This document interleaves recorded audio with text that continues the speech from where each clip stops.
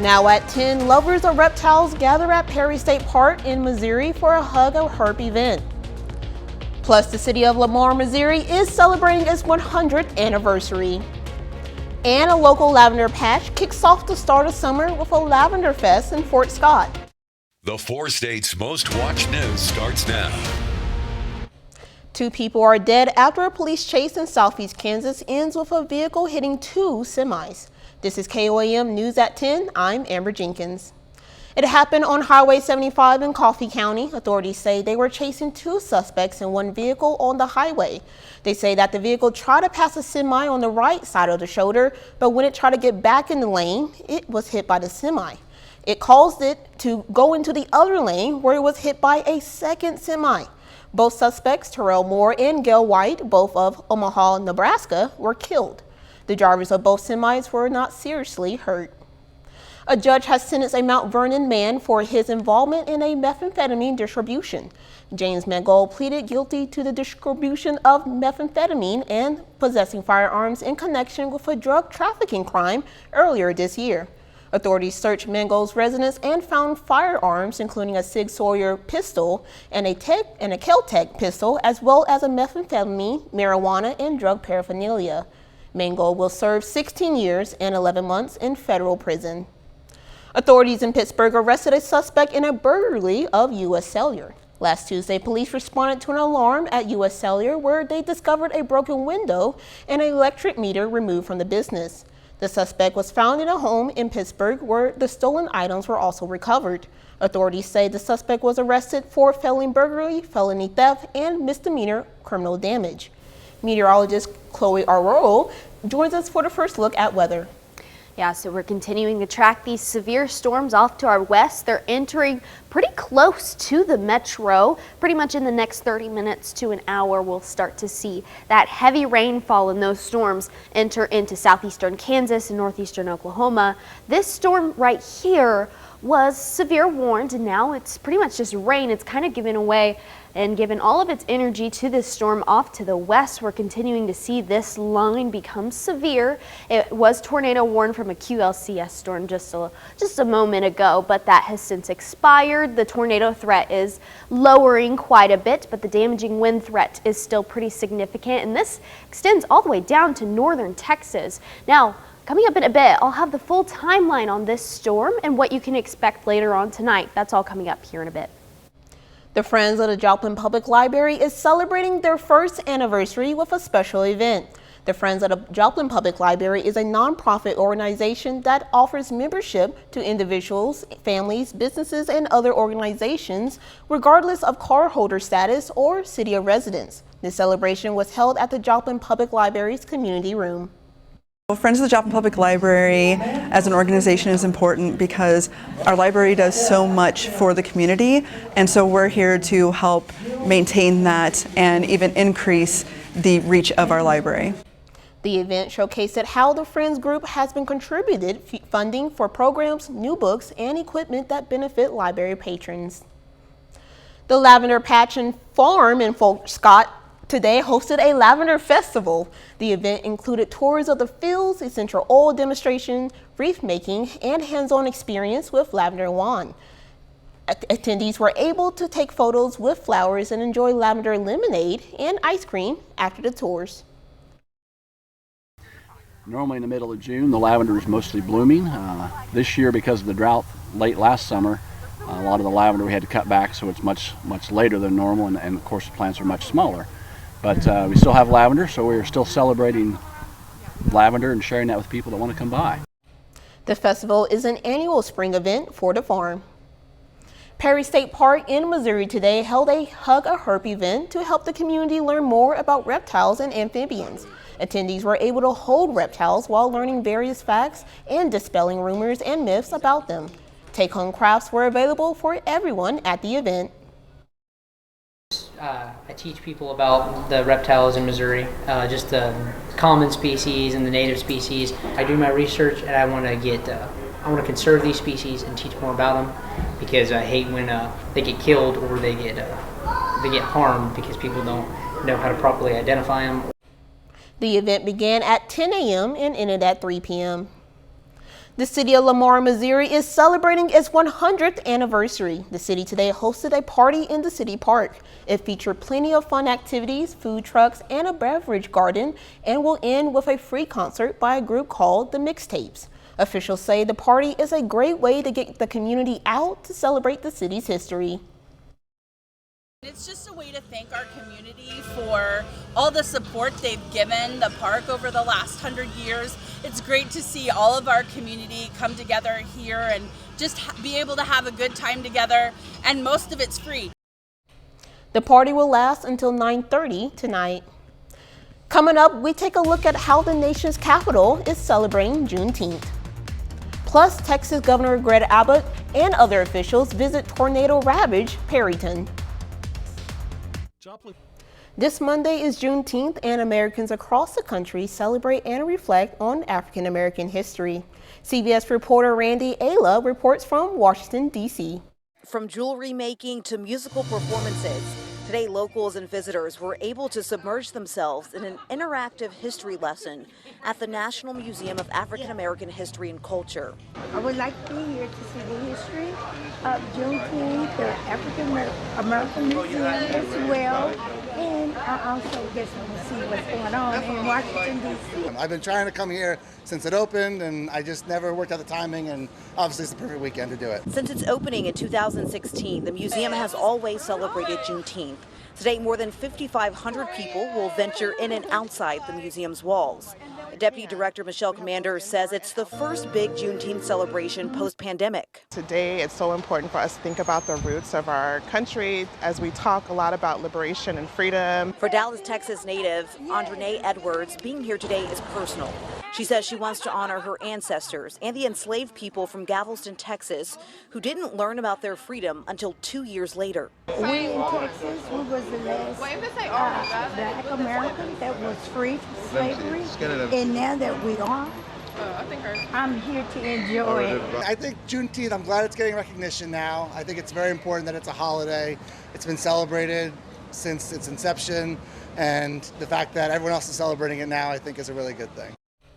And speaking of Juneteenth, Bookhouse Cinema and Easttown Dreams District in Joplin celebrate Juneteenth, a day-long celebration featuring a variety of activities. The event features vendors, a 5K run, free movies, and dance performances. It's a celebration of heritage, it's a celebration of freedom, it's a celebration for everybody to be included. Because July the 4th, while that's considered America's holiday, America's Freedom Day, and that's fine, I celebrate it too, love it. But we also need to make sure that everybody is included. The event continues into the weekend with its Sunday Soul Food event. A little later, a 13-year-old girl pinned to her bed by a fallen tree. Tracking severe weather just west of the metro. I'll have the full details and more coming up next.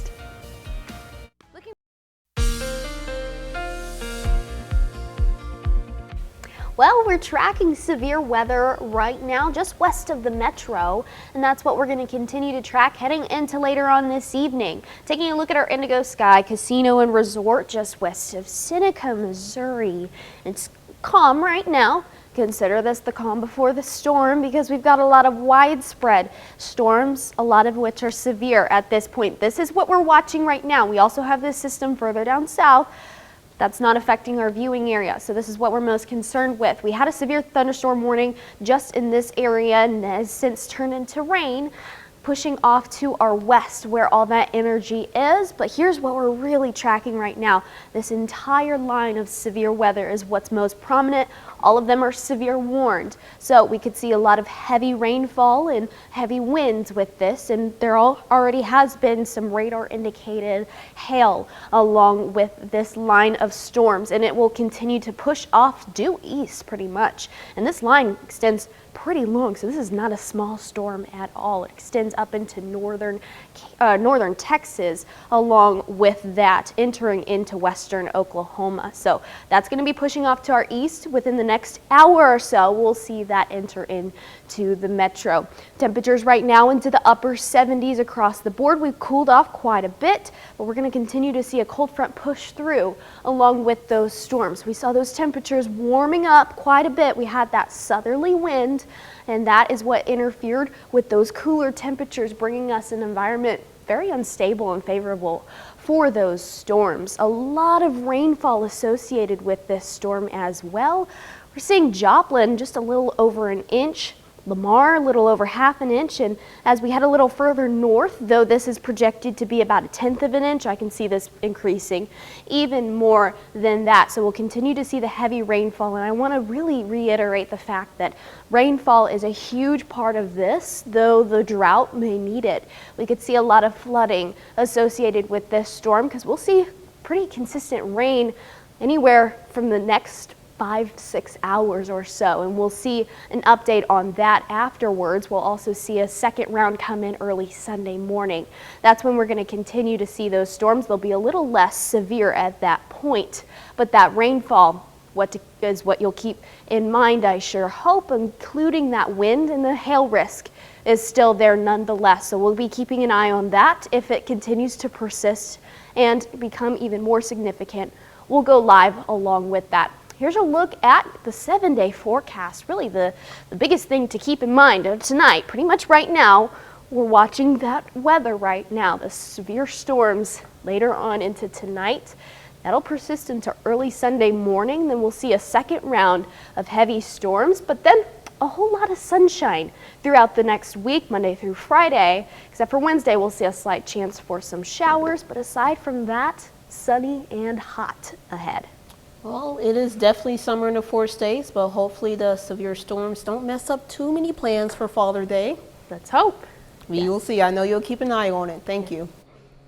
And when severe weather strikes, you'll want to stay informed.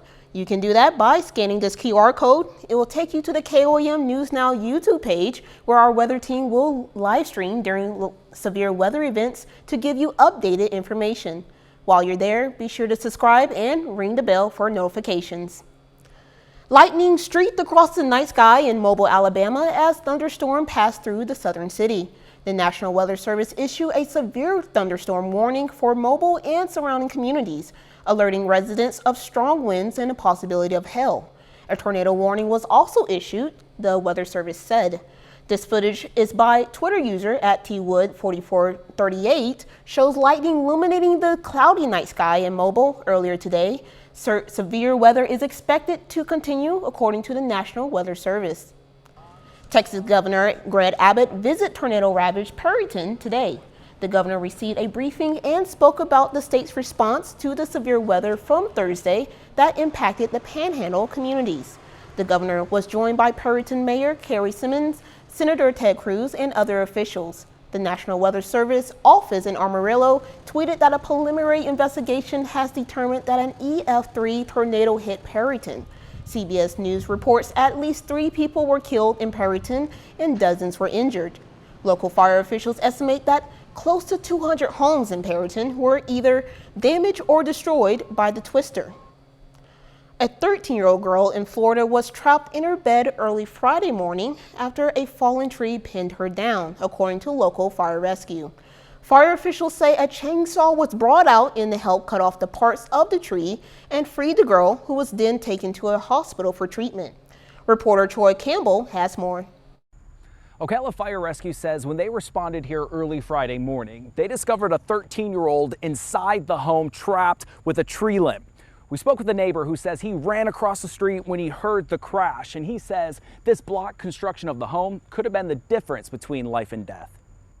I think it saved her, because if it was a wooden house, I think she could have possibly been injured really badly or even worse. Because, I mean, you can see how big that tree is. Stephen Taylor says just before 3:30 a.m. Friday, he heard a loud crash along the 3700 block of Southeast 8th Street. Ocala Fire Rescue says they responded after a large tree limb fell through the ceiling of a home. Ocala Fire Rescue says the 13-year-old girl was trapped in her bed by a large tree limb estimated to be 10 inches in diameter. Fire officials say the girl's family members anxiously watched on as rescuers tried to free the girl. The mother she was the one that seemed the most upset. Of course you would be if it's your daughter, you know, that's natural. Investigators say before they were able to use their chainsaws to attempt to free the girl, they had to make sure the tree outside was stable enough to prevent the rest of the tree from falling. After that, that's when all the fire rescue and stuff went in there to get her out and all that stuff, and they were worried because it was like trapped right across her legs. Once the all clear was given, rescuers used the chainsaws to free the girl. Ocala Fire Rescue says the girl was transported as a trauma alert to Shands Hospital. Taylor says he's concerned more trees in the area could also come crashing down. We just had some trees cut down and they said them big trees would never fall. This tree basically looks like one of these. You wouldn't think in a million years it would fall because it's strong as a rock, basically. Thankfully, Ocala Fire Rescue says the 13-year-old was alert and speaking during the entire rescue. We're also told Ocala Police and Marion County Fire Rescue helped in the rescue effort. Still ahead, a Big 12 basketball coach has resigned after a DUI charge. Plus, the Kansas City Royals look to snap their losing streak. We'll have the highlights next in sports.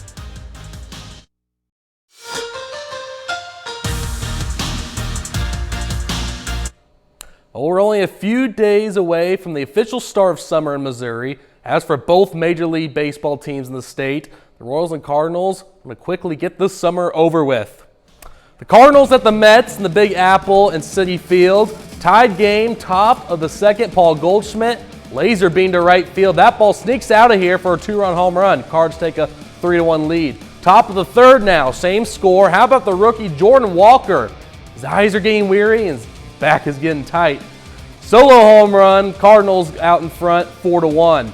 Bottom of the fifth now, Luis Giormo gets a good piece of that one, and that one's out of here. 2-run homer, puts St. Louis up top 4-3. Bottom of the ninth now, Jordan Hicks on the mound. Giormo again at the plate. Let's see if he can hit 103 miles per hour. I don't think so. Brandon Nimmo now, your turn, 103, can't connect. Then Hicks with some off speed, thank you very much. Cardinals snap a 6-game losing streak. St. Louis beats New York 5-3. Royals versus Angels in Kauffman Stadium. Bottom of the fourth inning. MJ Melendez takes this ball on a trip out to the Pepsi porch. 2-run homer ties the game at 2. Angels with a 7-2 lead. Top of the seventh now, Shohei Ohtani. Oh, brother, this guy rakes. Solo home run to dead center. My goodness, 8-2 lead for LA. But now things get interesting. Royals down 8-6 in the 8th inning. Bobby Witt Jr., the bases loaded, floats this one into left field. 2 runs will score. We are tied 8-8. Bottom of the ninth now, game tied 9-9. Rookie Samad Taylor at the plate, making his major league debut. Center field, and that one hits the wall. Taylor's first MLB career hit is a walk-off winner. Royals snap a 10-game losing streak, and they beat the Angels 10-9. Well, some news out of the Big 12 earlier this morning. West Virginia men's basketball coach Bob Huggins was arrested Friday night in Pittsburgh, Pennsylvania for DUI. Just moments ago, Huggins informed the team that he will resign. Huggins' breath test was determined that his blood alcohol content was 0.21%, which is more than twice the limit in the state of Pennsylvania. This is the second incident in the past 6 weeks regarding Huggins' issues off of the court. Huggins is already suspended for the first 3 games of West Virginia's basketball season due to a homophobic slur that he made on a phone call with a local radio show in Cincinnati only a month ago. Huggins is the former Kansas State head coach. He is 4th all-time in college basketball wins for a coach in Division I. Once again, the news broke moments ago, Huggins intends to resign and retire as basketball coach at West Virginia. The College World Series is opening up in Omaha this weekend. There's plenty of good teams and matchups to watch on Saturday. Wake Forest and Stanford kicking things off in Omaha today. This is the Demon Deacons' first College World Series trip since 1955. Wake Forest makes the most of their opportunity in the opening round game, defeating Stanford 3-2. Stanford has now lost the opening round 3 straight years in a row. Then the nightcap tonight, the LSU Tigers are taking on the Tennessee Volunteers. LSU defeats Tennessee 6-3 tonight. LSU will play Wake Forest and Tennessee will play Stanford on Monday. And also one thing I want to mention for the College World Series at Oral Roberts out of Tulsa, they will play tomorrow night against Florida at 6 o'clock. All right, sounds like it's going to be a good game. Absolutely. We'll be right back.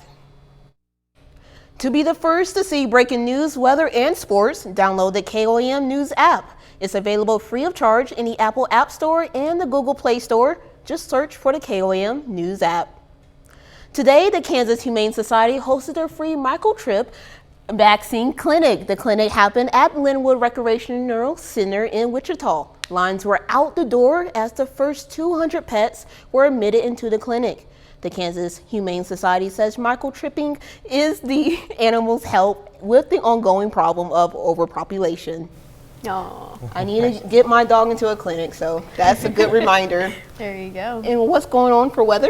Yeah, so here's a last look at the live radar. We're going to expect to see some storms enter into the viewing area within the next 30 minutes to an hour. So keep your devices charged, have your shoes right next to you in the event of a warning, and really keep that KOAM app updated. And if we go live, make sure you're tuning in as well. Yes, be prepared.